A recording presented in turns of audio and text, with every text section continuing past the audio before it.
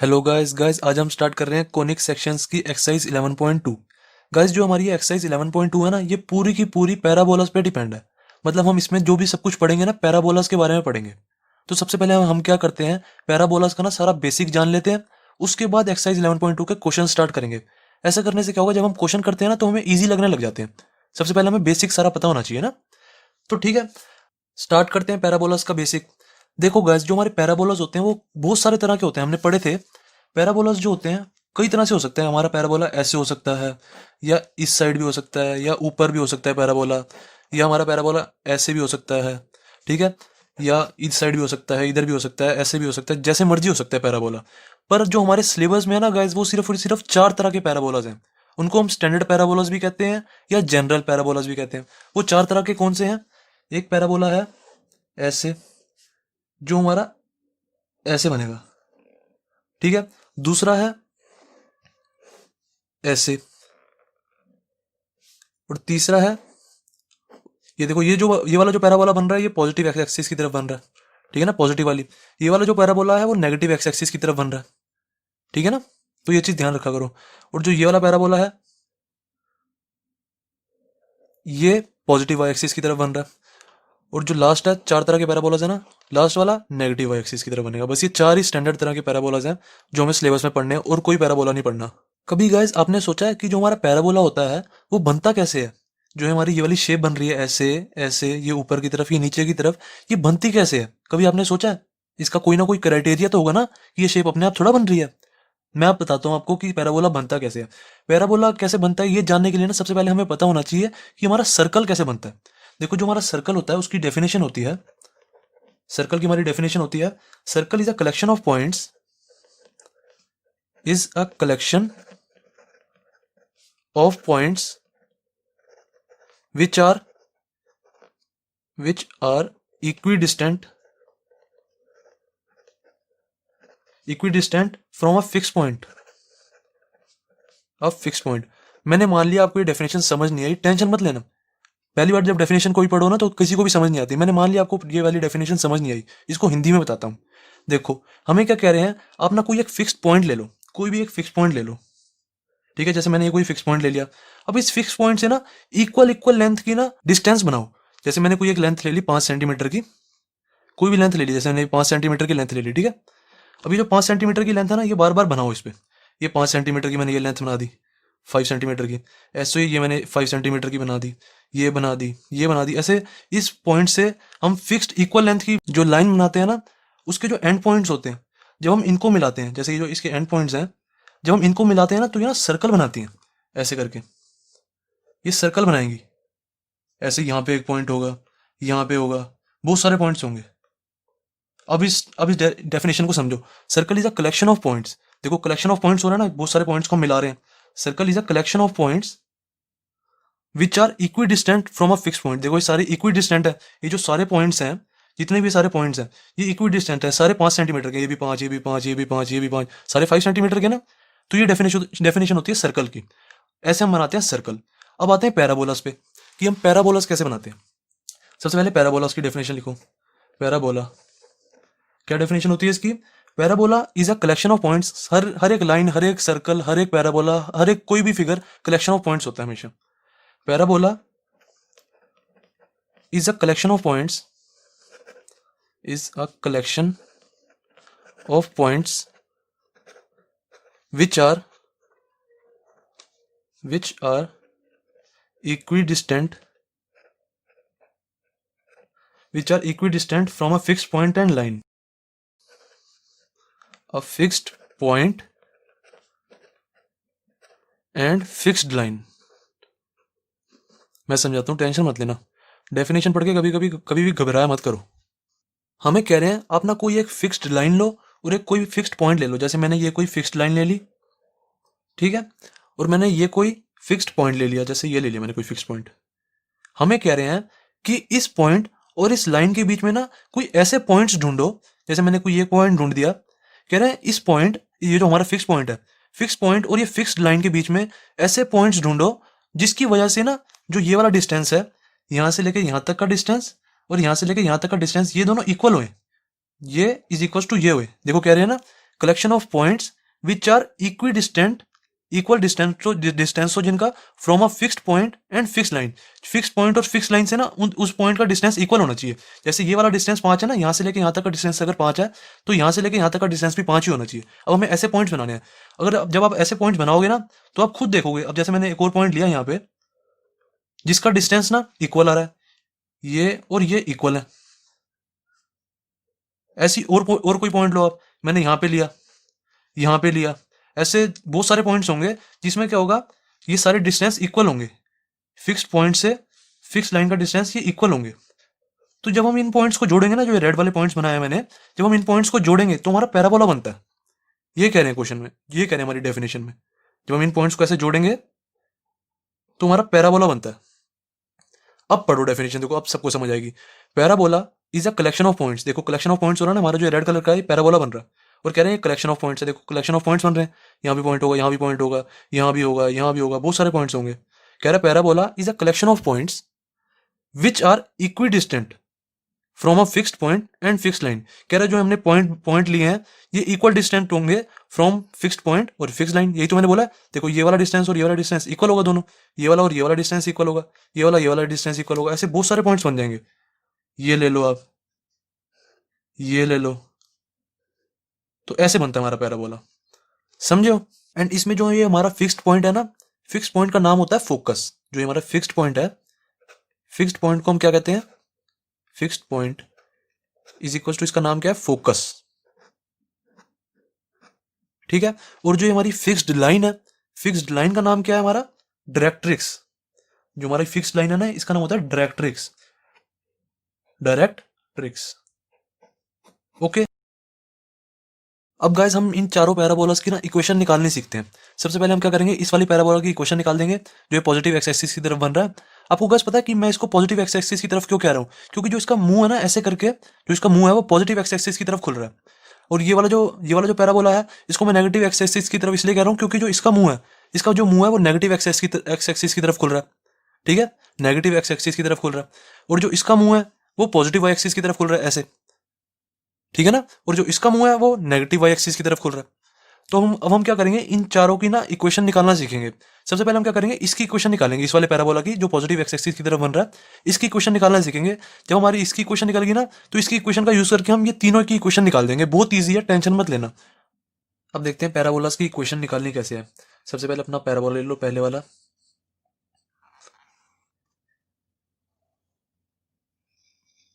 ठीक है, ये वाला हमने पैराबोला ले लिया। अब हम देखते हैं कि इस पैराबोला की इक्वेशन निकालनी कैसे है। इसकी इक्वेशन निकाल रहे हैं हम। इस पैराबोला का फोकस कहाँ होगा, यहाँ पे होगा कहीं।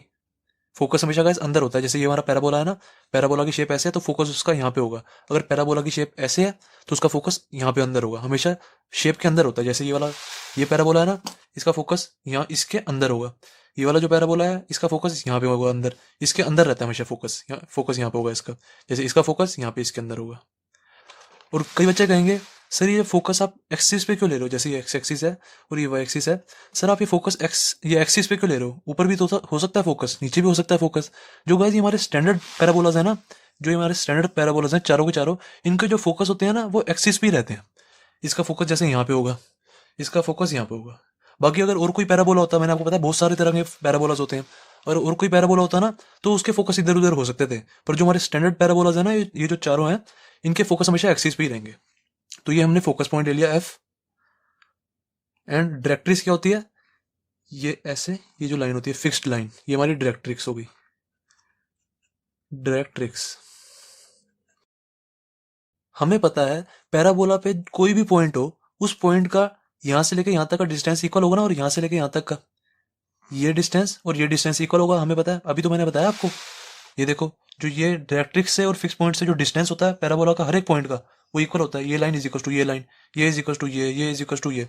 तो हमें पता है कि ये जो ये वाली लाइन है इज इक्वल टू ये वाली लाइन होगी, क्योंकि पैराबोला पे कोई भी पॉइंट हो, उसका डिस्टेंस फोकस से और डायरेक्ट्रिक्स से सेम होता है। तो मैंने ये चीज, इसको जैसे मैंने मान लिया एफ, इसको एम मान लिया, एफ एम इसको डी मान लिया जैसे, तो F M is equal to M D होगा ना, इतना ठीक है। अब देखो, अगर मैंने गाइस इस चीज को यहां से लेकर यहां तक को ए मान लिया, इसको ए मान लिया, ठीक है, मान लो कि ये ए है, इतना डिस्टेंस ए है, तो ये इतना डिस्टेंस भी तो ए ही होगा ना, ये भी वही बात है कि फोकस से पैराबोला तक का डिस्टेंस इक्वल होगा। फोकस से पैराबोला तक यहाँ तक हो गया, और डायरेक्ट्रिक्स ये है हमारी, डायरेक्ट्रिक्स से यहाँ तक पैराबोला तक, ये भी ए ले लिया मैंने। तो इतना डिस्टेंस यहाँ से लेके यहाँ तक का डिस्टेंस इज इक्वल टू ये यहाँ से लेके यहाँ तक का डिस्टेंस नहीं होगा। वही सेम यही वाला तरीका है। ये वाली लाइन होगी, इस टाइम मैंने ये वाली लाइन ले लिया, ये लाइन इज इक्वल टू ये लाइन होगी। ठीक है, तो इतना तो अभी तक सबको समझ आ गया। अब देखो इक्वेशन कैसे निकालनी है इसकी, ये जो पैराबोला है ना, इसकी इक्वेशन निकालना सीख रहे हैं हम। मेरे को पता है F M is equal to M D है ना, F M is equal to क्या है, एम डी है। मैंने मान लिया एम का कोई पॉइंट ले लो, जैसे मैंने इसको कुछ भी ले लो, जैसे मैंने एक्स कोमा वाई ले लिया, एम को एक्स कोमा वाई, तो मैं यहां से लेके यहां तक का डिस्टेंस निकाल सकता हूं ना। कैसे निकाल सकता हूं, क्योंकि जो ये मेरा ये वाला पॉइंट है ये ए कोमा जीरो होगा, ये वाला जो पॉइंट है वो ए कोमा जीरो नहीं होगा, क्योंकि यहां से लेके यहां तक का डिस्टेंस ए है, ये हमारा ओरिजिन होता है।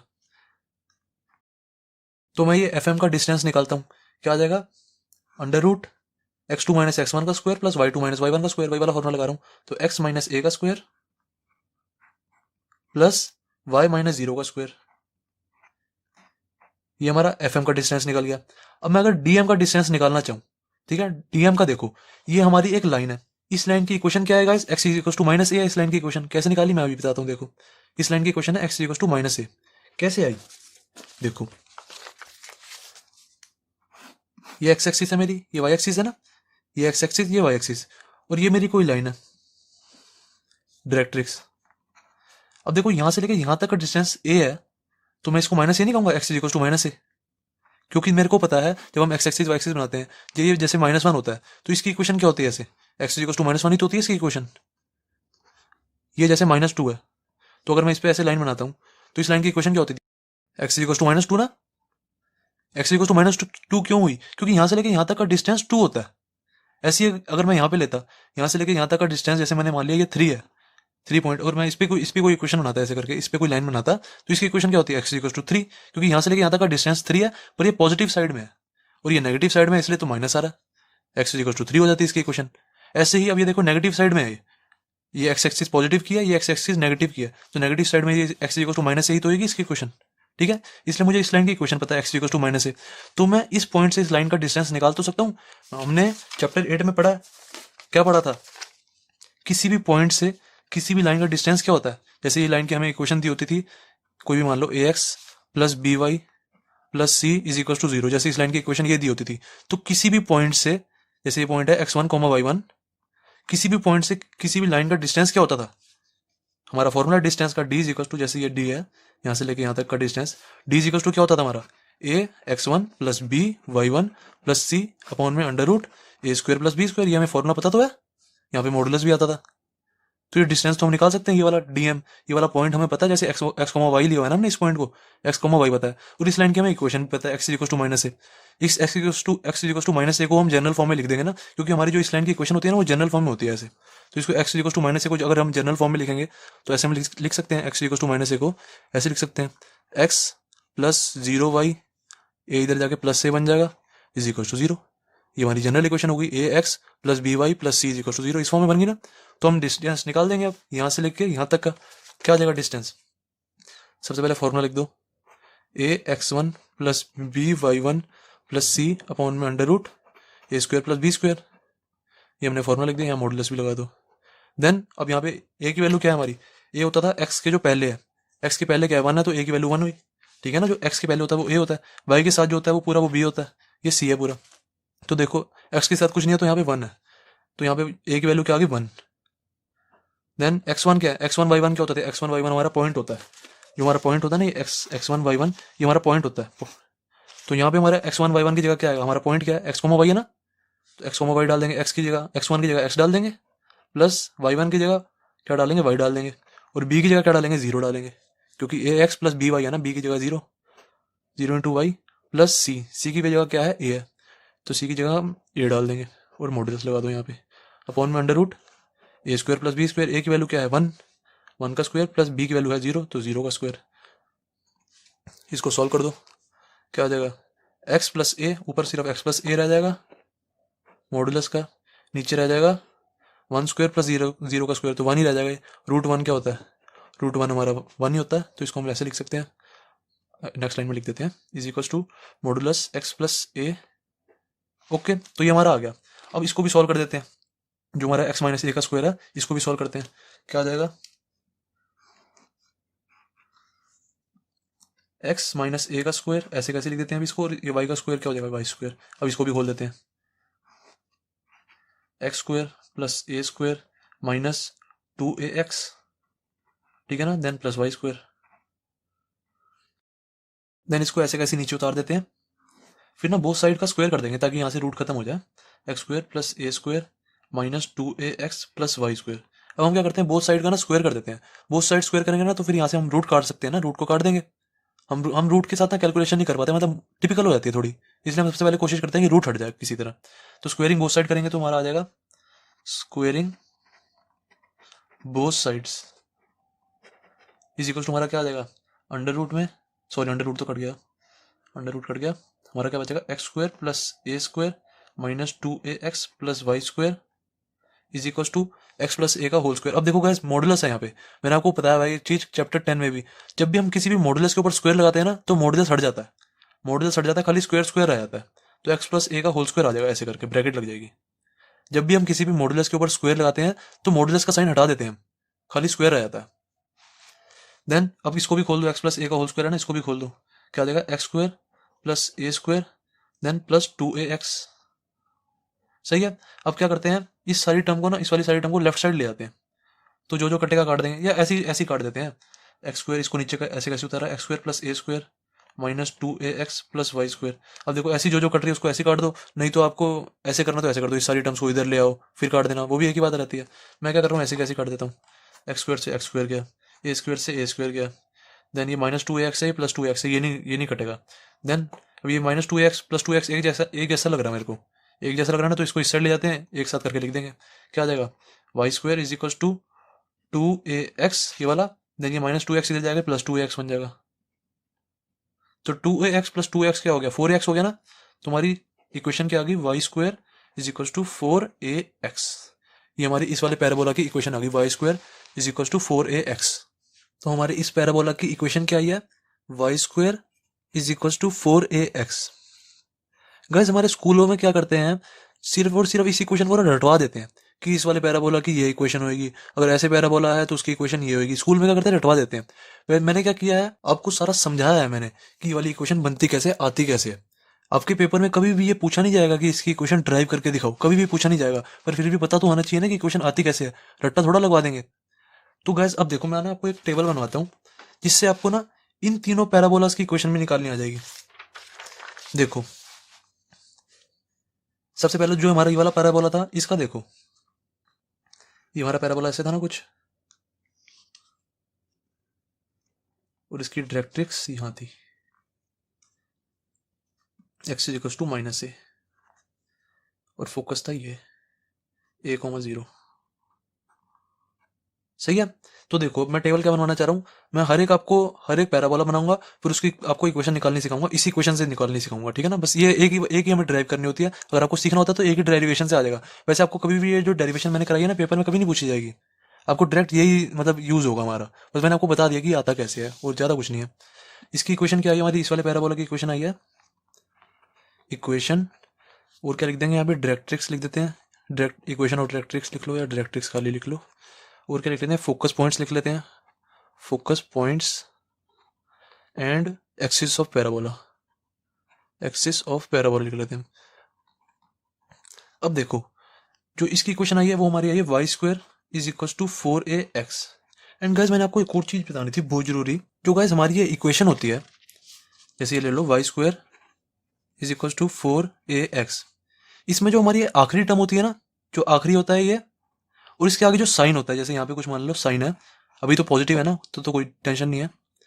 इस साइन से और इसी लास्ट वाली टर्म से हमें पता लगता है कि ये जो हमारा पैराबोला है ना, ये किस एक्सिस की तरफ बन रहा है, पॉजिटिव एक्स एक्सिस की तरफ बन रहा है, या नेगेटिव एक्स एक्सिस की तरफ बन रहा है, या पॉजिटिव वाई एक्सिस की तरफ बन रहा है, या नेगेटिव वाई एक्सिस की तरफ बन रहा है। ठीक है, इससे पता लगता है ये जो साइन है और ये लास्ट वाली टर्म से। अब देखो इधर हमें लिखा हुआ है y square is equal to 4ax, हमें ये इक्वेशन दी हुई है। इस इक्वेशन को देखते ही हमें पता लग रहा है कि ये जो हमारा पैराबोला है पॉजिटिव एक्स एक्सिस की तरफ बन रहा है, क्योंकि देखो इसके आगे यहाँ पे पॉजिटिव साइन है ना, पॉजिटिव, और यहाँ पे एक्स है, तो पॉजिटिव एक्स एक्सिस की तरफ बन रहा है। अगर हमारी इक्वेशन होती y square is equal to -4ax होती, अगर तो हमारा पैराबोला किस तरफ बनता, नेगेटिव एक्स एक्सिस की तरफ बनता। मतलब हमारा पैराबोला इस तरफ बनता, ये वाला पैराबोला होता ऐसे, ये नेगेटिव एक्स एक्सिस की तरफ है, समझे हो। अब देखो हमारी ये इक्वेशन आ गई, इस वाले पैराबोला पे आ जाते हैं दोबारा। इसकी equation y square equal to 4ax आ गई। इसकी डायरेक्ट्रिक्स की इक्वेशन क्या थी, जो हमारी डायरेक्ट्रिक्स है, इसकी इक्वेशन थी x इक्वल टू माइनस ए, सबको पता है। फोकस पॉइंट्स क्या थे इसके, a कॉमा जीरो थे ना, a comma zero. And axis of parabola क्या है, एक्सिस क्या आ रही है पैराबोला की, एक्स एक्सिस आ रही है ना, चाहे नेगेटिव एक्स एक्सिस लिख दो यहाँ पे, वो एक ही बात है, हमें सिर्फ एक्सिस बतानी है कि इसकी एक्सिस कौन सी है। पॉजिटिव एक्स एक्सिस है हमारी, देखो साइन और एक्स, मतलब साइन हमारा पॉजिटिव है और एक्स एक्सिस है यहाँ पे, तो इसकी क्या आई 4ax है, तो इसकी एक्सिस क्या आई, पॉजिटिव एक्स एक्सिस आई ना, तो पॉजिटिव लिखो ना लिखो, बस हमें ना एक्सिस बतानी होती है कि एक्सिस क्या है, एक्स एक्सिस है ना इसकी, तो एक्स एक्सिस लिख दी। देन अब आते हैं इस वाले पैराबोला पे, सेकंड वाला, ये वाला पैराबोला। इसका फोकस पॉइंट कहाँ होगा, मैंने बताया फोकस पॉइंट हमेशा पैराबोला के अंदर होता है, इसका फोकस पॉइंट यहाँ पे होगा ना, और डायरेक्ट्रिक्स इसकी यहाँ पे होगी ऐसे करके। अब इसकी इक्वेशन क्या आएगी, y square is equal to -4ax। ऐसा क्यों हुआ, क्योंकि देखो अभी तो मैंने बताया इस नेगेटिव और ये लास्ट वाली टर्म से पता लगता है कि जो हमारा पैराबोला है किस तरफ होगा।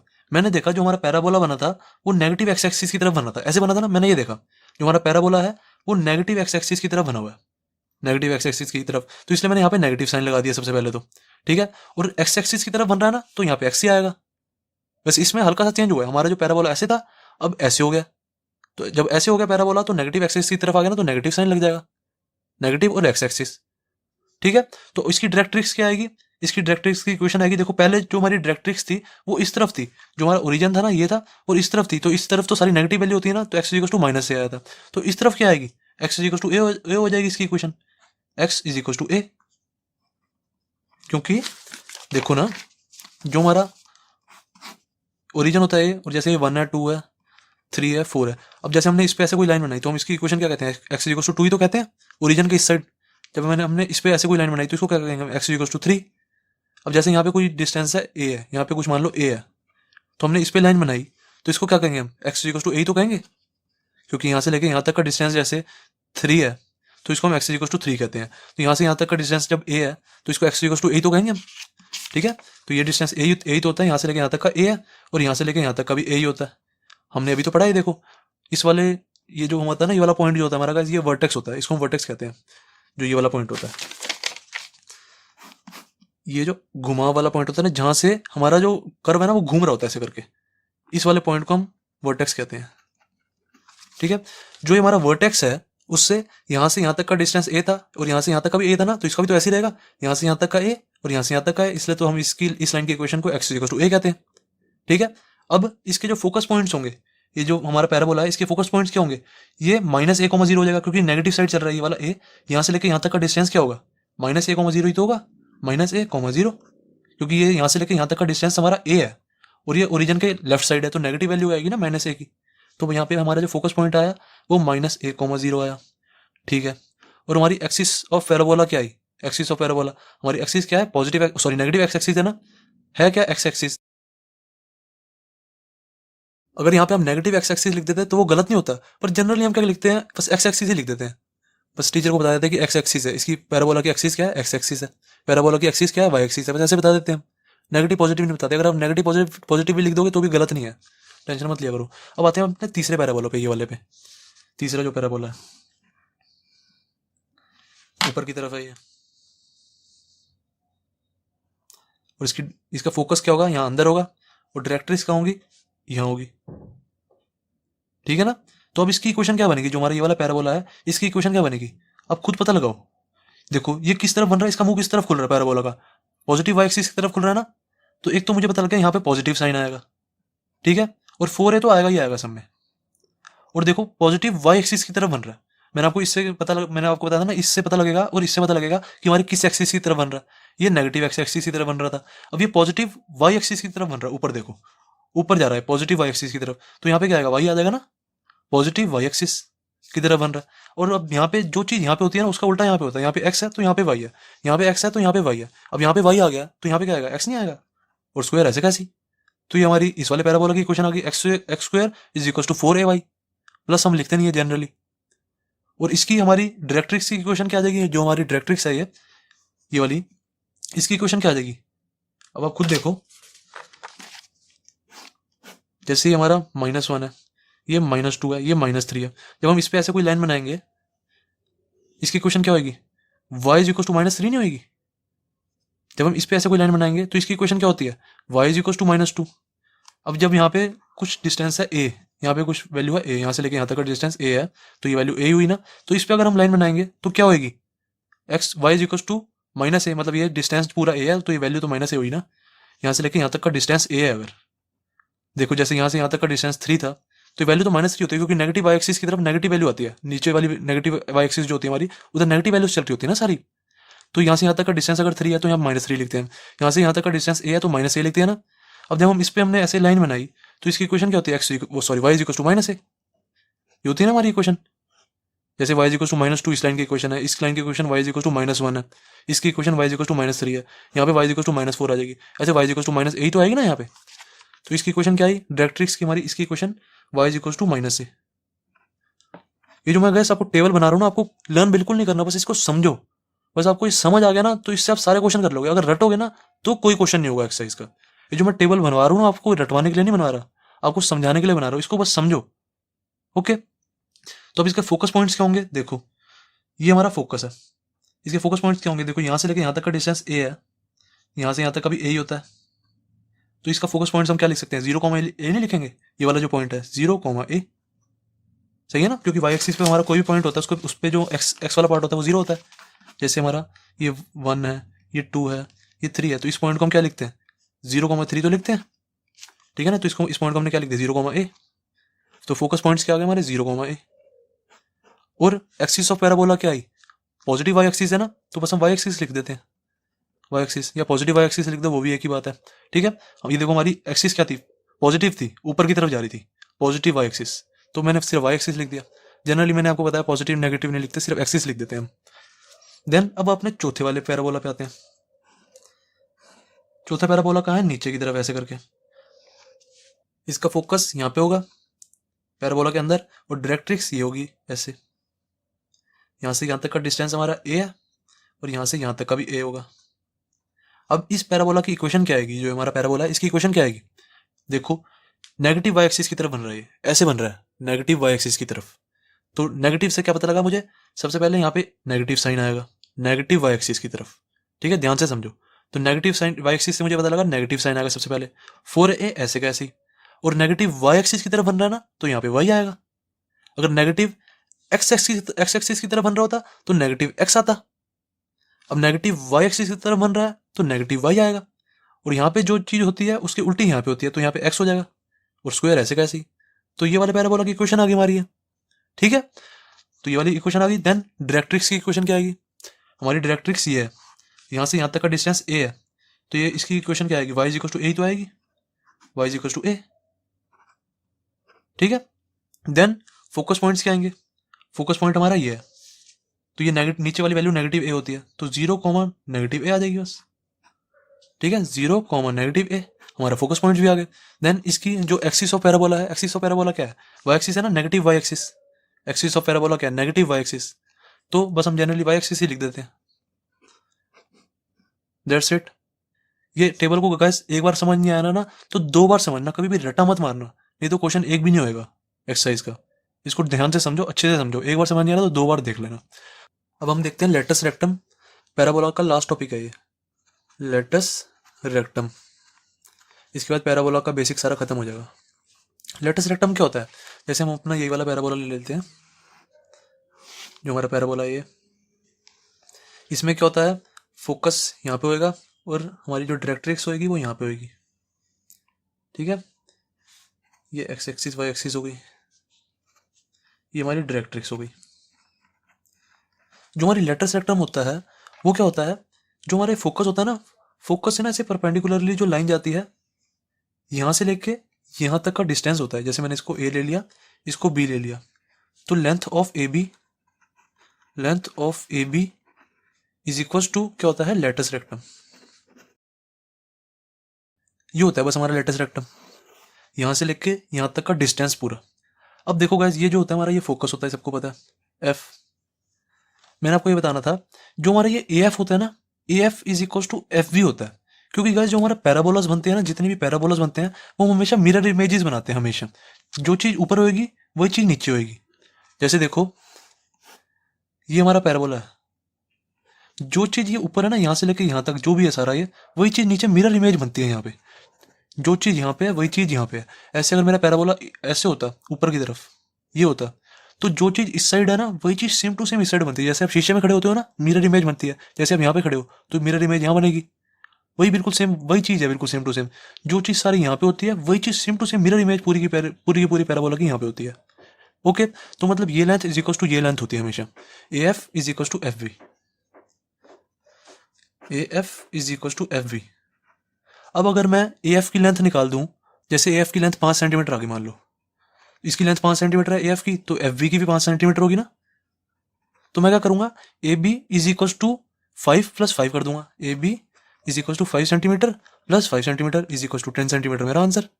तो मैं अब क्या करता हूँ, ए एफ की लेंथ निकाल लूंगा, क्योंकि मेरे को ना ए एफ की लेंथ निकालनी आती है, ईजी है। देखो मैं समझाता हूँ कैसे। मेरे को पता है किसी भी पैराबोला पे जो कोई भी पॉइंट होता है उसका फोकस से और डायरेक्ट्रिक्स से डिस्टेंस सेम होता है। तो ये डिस्टेंस पूरा इज इक्वल टू ये है। जैसे ए एफ इसको डी मान लो, तो मेरा A F is equal to A D होगा, सही ना। और ये भी तो सेम ही बात है, ये फोकस से इस पैराबोला का डिस्टेंस यहाँ तक और ये डायरेक्ट्रिक्स से यहाँ तक, ये भी सेम होगा, ठीक है ना। तो देखो ये चीज को हम ए लेते हैं, सबको पता है। यहाँ से यहाँ तक हम ए लेते हैं, ये ए है तो ये भी ए होता है। हम इतनी देर से ए ही तो ले रहे हैं। हमें ए एफ की वैल्यू निकालनी है, यहाँ से लेके यहाँ तक ये ए एफ है, और ये ए एफ जो है इज इक्वल टू है ए डी के, यहाँ से लेके यहाँ तक। तो मैं क्या करता हूँ, ए डी की लेंथ भी तो निकाल सकता हूँ ना। जो ए डी की लेंथ आएगी वही हमारी ए एफ की लेंथ आएगी। ए डी की लेंथ देखो इजीली निकल गई। एफ से लेके यहाँ तक का डिस्टेंस, जैसे ये F M is equal to a plus a 2 a है। F M is equal to a plus a 2 a है।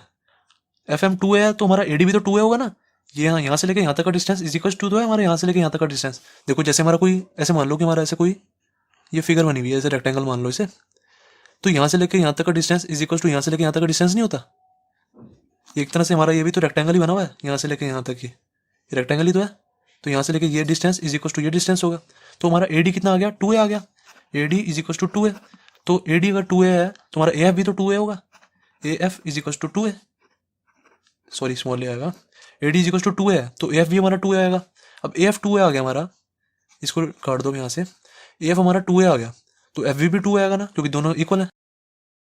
A F is equal to F B है हमारा, ठीक है ना। ए एफ सॉरी गलती से काट दिया मैंने। A F is equal to F B है, तो ए एफ की लेंथ 2 है तो एफ वी की लेंथ भी 2 आएगी ना। F V is equal to 2 आ गया। तो हमारा लेटेस्ट रेक्टम क्या होता है, ए बी होता है पूरा, यहाँ से लेके यहाँ तक का डिस्टेंस पूरा। तो लेटेस्ट रेक्टम क्या हो जाएगा, latus rectum is equal to A F plus F V. A F plus F V, A F plus F V. A F की लेंथ भी 2 है हमारी और एफ वी की लेंथ भी 2 है। तो दोनों जब 2 है तो इज इक्वल टू क्या आ गया, 4 ए। तो लेटेस्ट रेक्टम जो होता है ना हमारा, एल इज इक्वल टू 4 ए होता है। इस फॉर्मूले को ध्यान रख लेना, यूज आएगा बहुत ज़्यादा। टीचर्स क्या करते हैं, ये वाला फॉर्मूला आपको डायरेक्ट लर्न कराएंगे आपको स्कूल में। मैंने आपको निकालना सिखवा दिया कि कैसे निकालते हैं formula. L is equal to 4 A, इसको फॉर्मूले को याद रखना। कई बार इसको स्मॉल एल भी कह देते हैं, small L is equal to 4 A. तो जैसे मर्जी कर दो, बस ये जो एल है ये लेटेस्ट रेक्टम होता है हमारा, याद रख लेना। ये क्वेश्चन आएगा कि लेटेस्ट रेक्टम निकाल के दिखाओ, और हमें ए की वैल्यू दी होगी, ए की वैल्यू दी होगी जैसे 5, तो हम एल निकाल देंगे ना। L is equal to 4 into 5 is equal to 20, ये हमारा लेटेस्ट रेक्टम आ जाएगा। ओके, तो पैराबोला का हमारा सारा बेसिक्स कंप्लीट हो गया गाइस। अब नेक्स्ट वीडियो में हम पैराबोला की एक्सरसाइज 11.2 स्टार्ट कर देंगे। ओके।